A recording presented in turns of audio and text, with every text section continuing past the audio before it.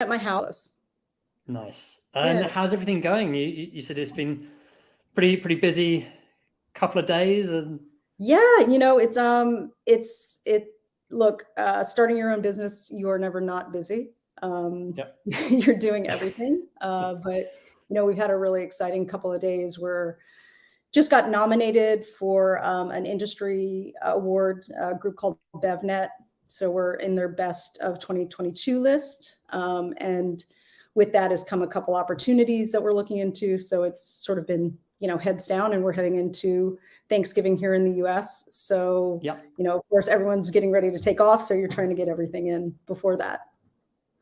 Nice. Cool. Yeah. Well, yeah, congratulations with the nomination. And I'd love to talk about the brand and obviously that whole journey of how you started the business. But before then, if it's okay with you, I mean, it would be great to kind of talk about a bit of your background within action sports, within the industry there, and then within the music industry as well. Yeah, Sort of how absolutely. basically how it all began, and yeah. Yeah, no. Gosh, okay. So I moved to California in 2001. And I was going to work at a financial firm and had a job and kind of realized last minute that wasn't something I was excited about. And I had found, I think it was called Malachi.com, which was kind of the industry board at that time for jobs. And I'd found that the Family was looking for an agent assistant. So I applied, and I didn't hear anything initially, and then eventually got an interview. And I ended up getting a job with the Family, working for Steve Astafan. And so I pulled out of, my other job, and they're like, wait, what happened? But I went to work with Steve and the Family. They managed a ton of amazing action sports athletes at the time. We were doing a ton of marketing programs. And the Family became Wasserman. They had gotten purchased by Wasserman. So I was there. And then I ended up moving over to DC Shoes. And I went in to work in PR there, and then help run Rob Dyrdek's foundation, which was just getting set up, which was called the Rob Dyrdek DC Shoes Skate Plaza Foundation. Name still runs through my mind. It was a lot when you picked up the phone to call someone. But I ran that foundation. And then, worked in PR, continued to work in PR. And then I decided that I wanted to go back and get my MBA, because I just saw the benefits of sort of being more versed in what was going on within the business. So I went back to school at night to get my MBA. I did that up at USC. So I was commuting up from San Diego to Los Angeles to go to school. And from that, I transitioned into brand marketing. So, yeah. And then was that when you sort of switched over? Was that within DC, or was that then when you went over? Like, you were at Quiksilver kind of after that? So that was still at DC. So I did brand management at DC, and I continued working with Rob Dyrdek, and was kind of the brand manager on all of his product line as we were launching his product line. It was as he was launching his TV shows. So Robin Big was his first show, and then Fantasy Factory. So it was amazing. It was, such a fun time. DC was on fire. There was, just a million compelling projects going on at DC. Ken Block was coming out with Gymkhana at that stage. Robbie Madison was doing all of his stuff, and, Travis Pastrana was, doing the double backflip, and Danny Way had the mega ramp. So it was just like this magical time at DC Shoes. So I worked with Rob for several years. And then we were, under the Quick umbrella, and I got the opportunity to move into I think they called it strategic partnerships at the time, for Quiksilver. So that was across the Quiksilver, Roxy, DC Family. And our goal was to help sort of bring in new opportunities across the different brands. So Roxy had some licensing deals. We actually started, it was when YouTube was launching their branded channels for the first time. So we were exploring opportunities with them. And I worked in that role, for a year and a half or so. And then the former CMO at Quiksilver, Greg Perlott had gone to Sonos and asked me to come over and run partnership marketing at Sonos. And so that's when I transitioned out. Okay. Yeah. I was curious to sort of know, like, like what the reason was for kind of like transferring over, and if you sort of kind of just felt like a change, or yeah. But yeah. that definitely explains it.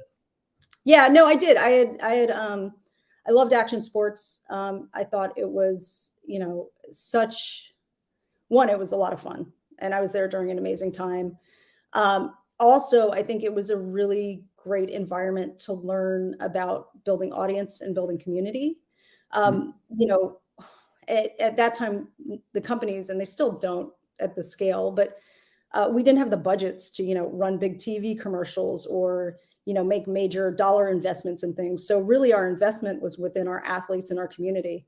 And, finding those ways to get in and, build your messaging and build your brand and build meaningful experiences for consumers. And so, that was such a learning ground for that I've carried through my career.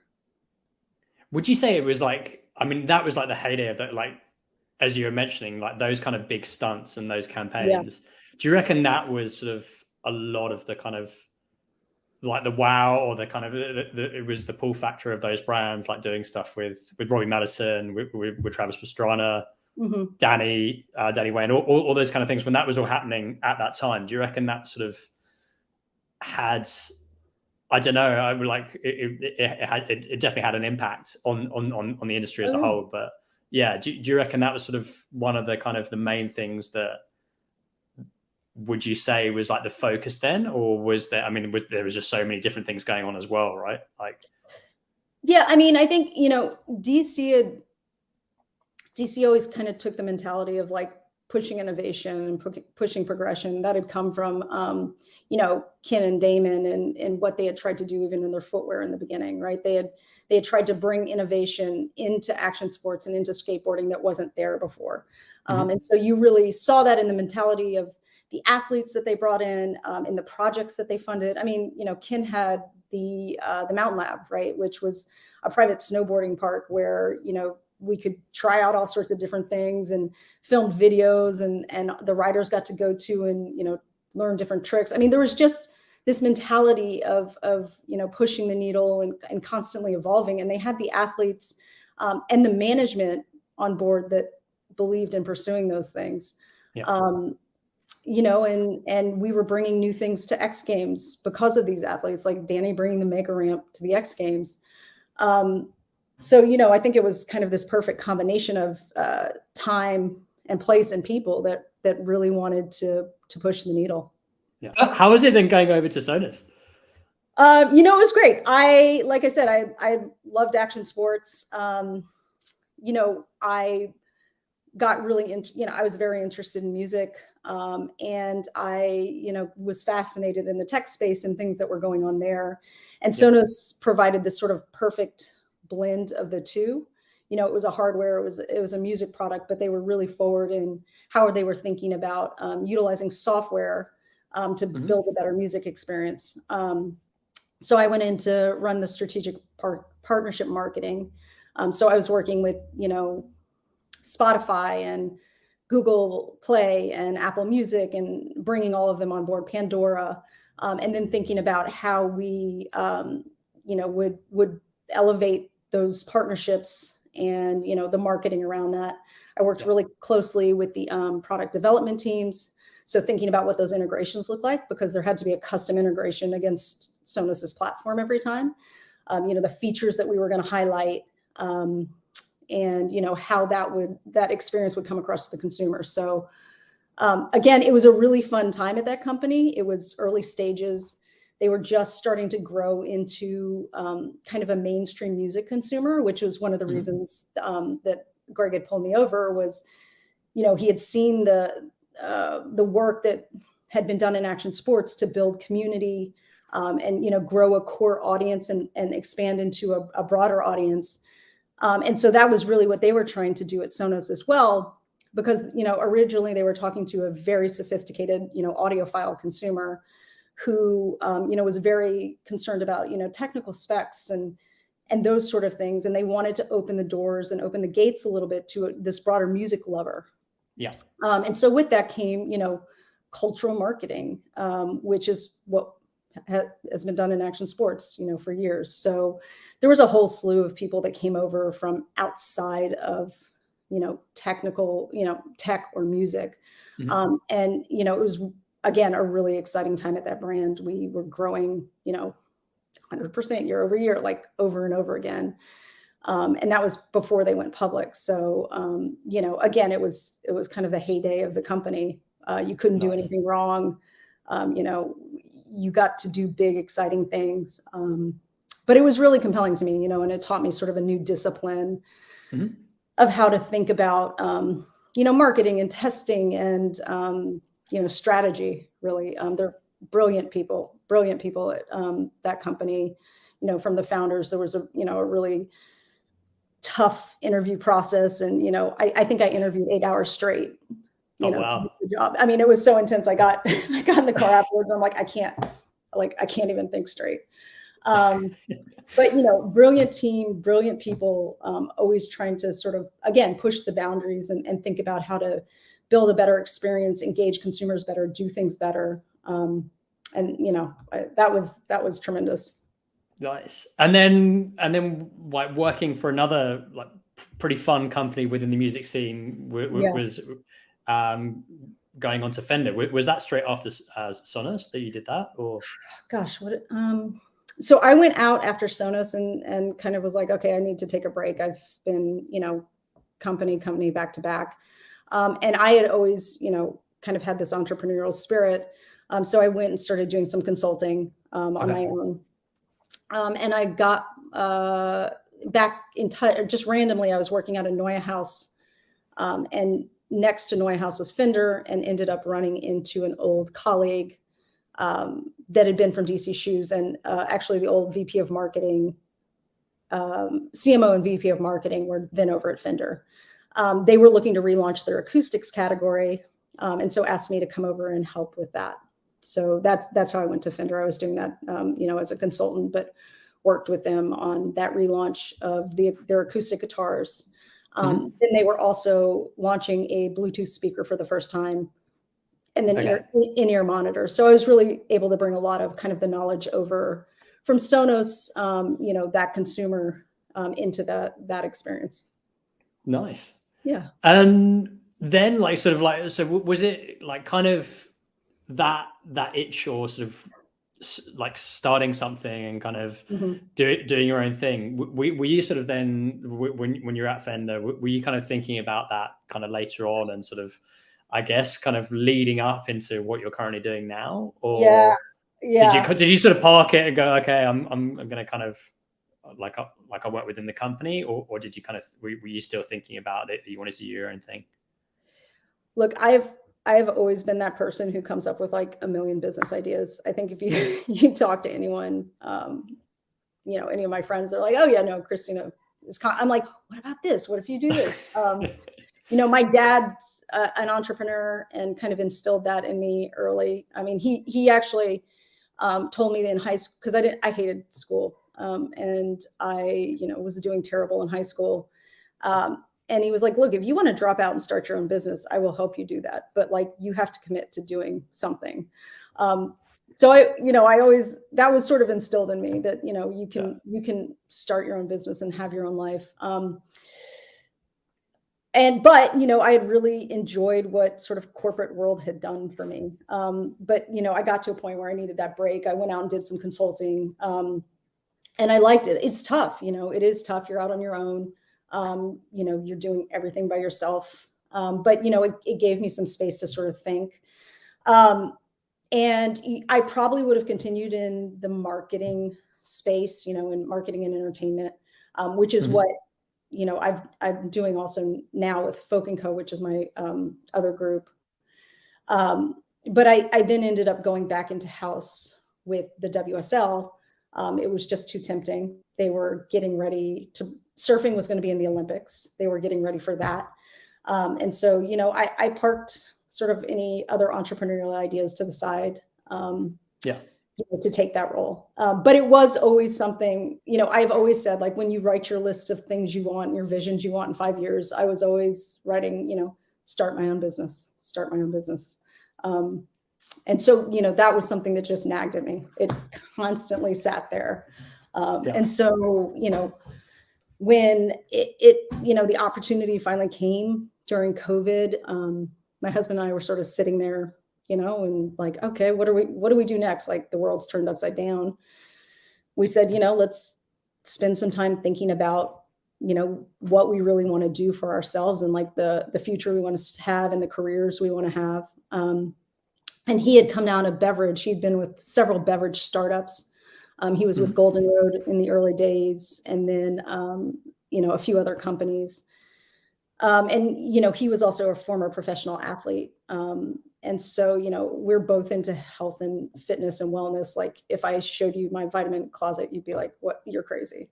But, we were always kind of looking at, the latest in what was going on in health and wellness.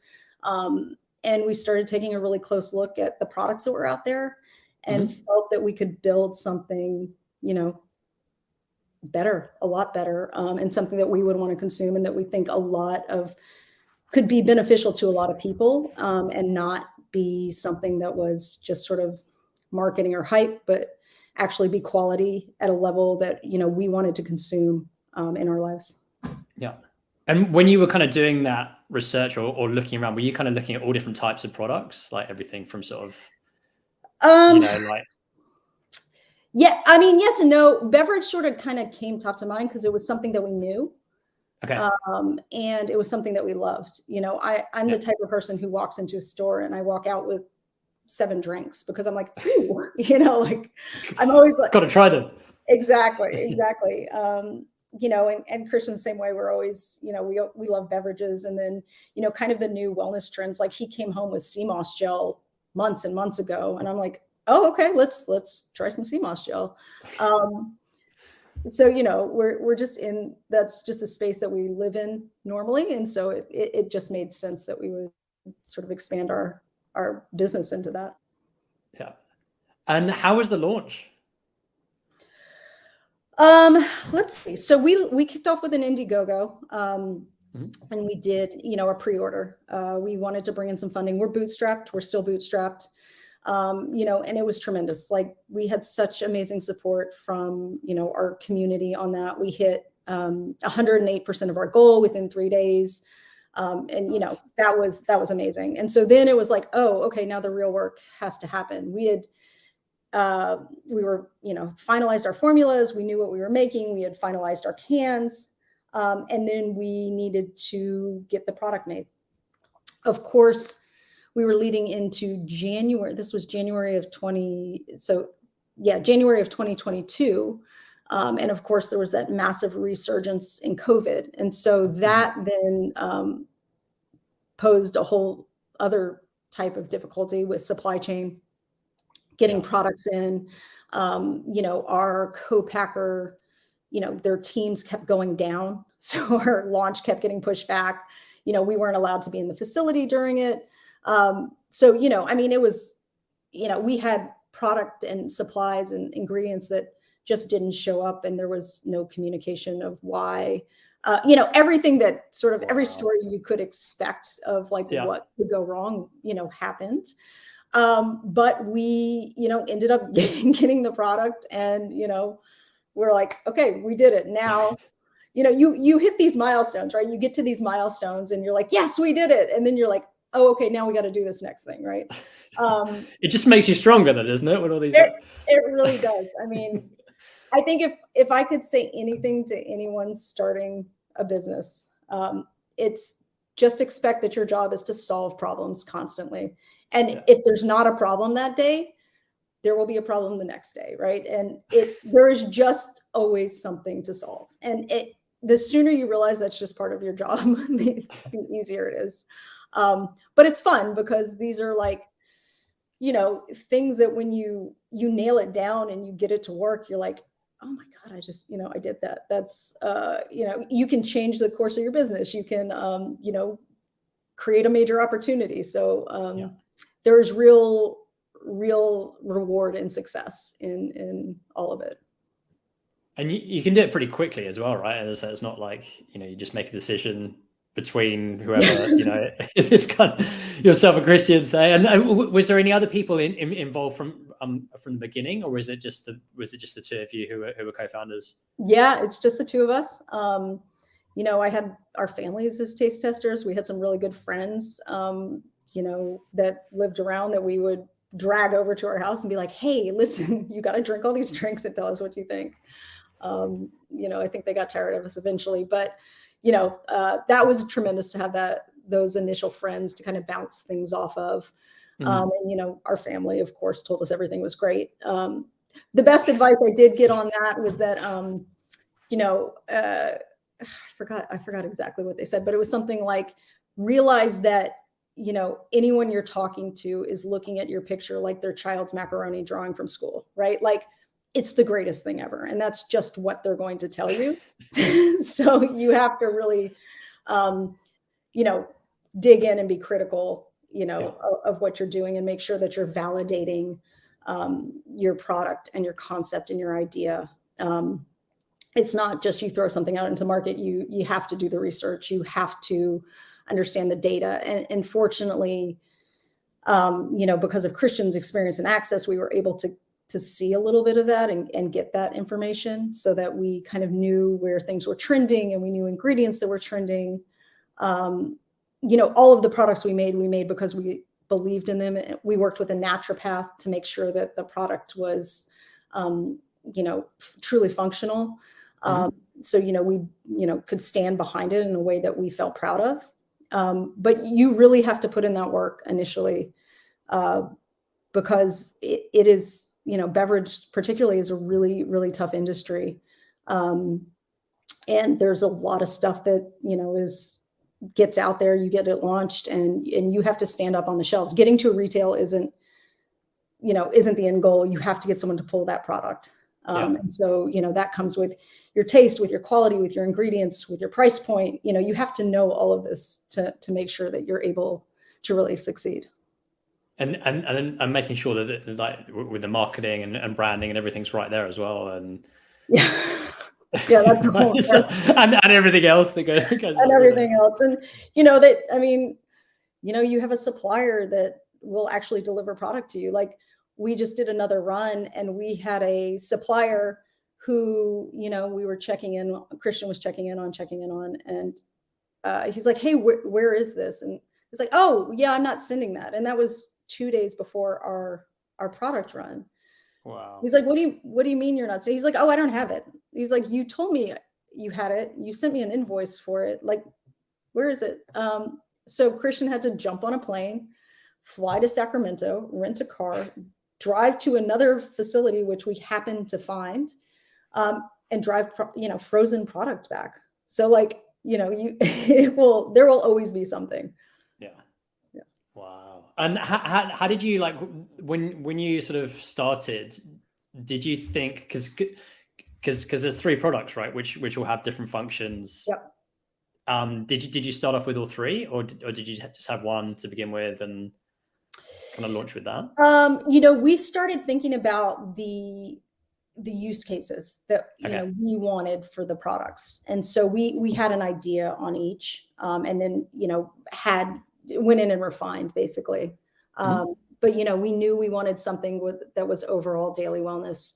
We knew we wanted something that was really, system supportive from an immune perspective. And then we knew we wanted kind of an energy alternative. Again, all things that we were drinking, but also what we saw was working in the market. Yeah. And now, what would you say, like, are the main kind of focuses? Yeah. So right now we're really focused on getting into local retail, or, regional retail. We got into Erewhon markets early on, which was really exciting, and have been doing well there. And now we're looking to expand our retail footprint. We're in some really exciting conversations. But that's our main goal. Originally our thesis was that this would be a direct to consumer business. We'd be online primarily. We started. Oh, really? During COVID, was that kind of like yeah, what you were exactly. thinking? During COVID, that was the consumer buying habit. And so, that's what we anticipated. But what we've seen is that, consumer behavior has shifted pretty dramatically, specifically in this category, is that people want to go and buy this product real time. And so that means being on retail shelves. So we're very focused there. And again, fortunately, Christian's background is in beverage sales. And so he, if he didn't have the relationship with the retailers, he has people who do have the connections to the retailers, and he's worked distribution networks and managed distributors. So, that's an opportunity and advantage that we're fully leaning into. Yeah. Cool. And how, like, what was the decision behind bootstrapping it instead of trying to get investment out the gate? Yeah, I think it was a little bit of we wanted to prove it to ourselves that we had a viable product. And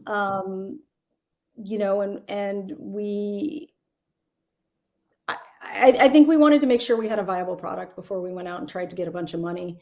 The environment with financing at that time, it was a very hyper inflated market. People were getting ridiculous valuations off of sort of concepts. And so,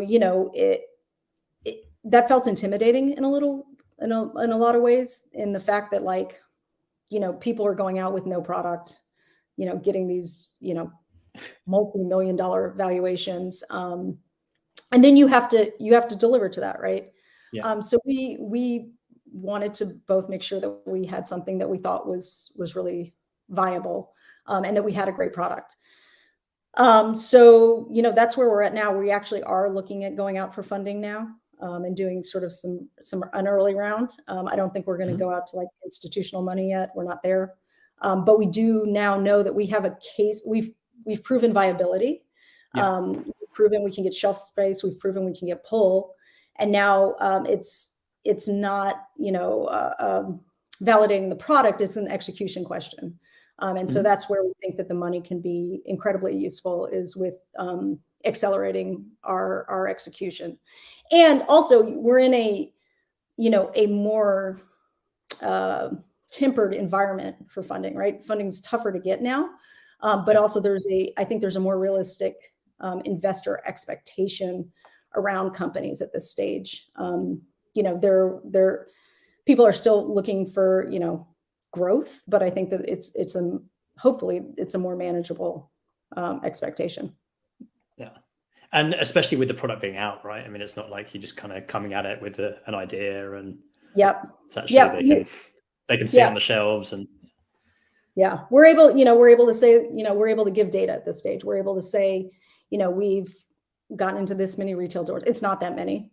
We still have a long way to go, but we're not looking for a Series A at this stage. We're still early. Yeah. And with, like, would you sort of look into, like, are you looking at gyms and things like that as well, and sort of looking at that whole kind of wellness space? Yeah, no, absolutely. And we have some interesting conversations going on there. We've done some stuff with, Core Power Yoga. We're talking with another kind of major national fitness chain. We have some interesting pickup from some local chains here. So yeah, absolutely. We think that that's a great place for brand awareness with our product. Obviously, you're not doing a lot from a sales perspective, but we're also operating on a very small marketing budget. And so, getting passionate core consumers interested in your product and people that are willing to then share and talk about it is that's what you have to do. Because when you don't have, $1 million marketing budget, you have to get really creative. And that really becomes about, people loving your product and talking to their friends about it, and, helping sort of push you through organically, and then, finding the right avenues via social. Yeah. And then kind of building up a sort of culture around the product, right? And kind of, I guess. Yeah. I mean, I think, when we thought about this, we named the company All Phenoms, and the idea was that like all the ingredients in there were phenoms, outstanding up and comers, right? And the idea was that this is to help people be their phenomenal selves. So a lot of play on that. But we wanted this to be about people finding their kind of best solution, best path to wellness, and letting the product be sort of complementary to their life. And so, we hope that that's empowering to people. We hope that people, can find their way, either they're into wellness or they can find their way into wellness or a healthier lifestyle through our product. And so, that's how we've tried to engage the consumer there. We also want to make sure that we're in a position where we're able to educate people about ingredients and what's going into them, and the things that they should be looking for, because there's a lot of ingredients that aren't great that are going into products. There's a lot of artificial flavors or colors or sugars, and we worked really hard to make sure that our product doesn't have those, that we're giving them effective dosage of things that are is the most mass available, right? And that it sort of can help set a standard for what consumers should be expecting in their products. There's a lot of work to be done within the food system. I think we all know that. But it's going to take consumer demand to start changing those things, and we hope to be a start to consumers understanding what they should expect. And it's going to happen over time, right? I mean, instead of most people just walking in and not even checking, like you look at the labels on some of these things, it doesn't matter what country you're in, and kind of, it's crazy. It's just shocking, isn't it, when you know what goes into stuff. And it's the more I learn about food systems and the regulation systems, the more frightened I become. So I hope consumers know that we're doing our part to give them a really transparent, honest product that's good for them, and that's the standard we hope to continue to push. Nice. And if people want to find out about All Phenoms, or if they want to get in contact with you, what's the best way? So I answer all our DMs on social, so you could follow us at all_phenoms or phenoms, and our website is allphenoms.com. We have a chat on there, and we have our contact on there, or you can email us at letstalk@allphenoms.com. Cool. Good stuff. Amazing. Well, Cristina, thanks so much for your time. It's been awesome hearing your journey, and then kind of how everything's going with All Phenoms. And good luck with the awards when that comes around. Thank you. Thanks again. No, I really appreciate this. This was great, and I'm happy to be able to do it, because I've been a big fan of Mark and Group Y, and remember when it started. So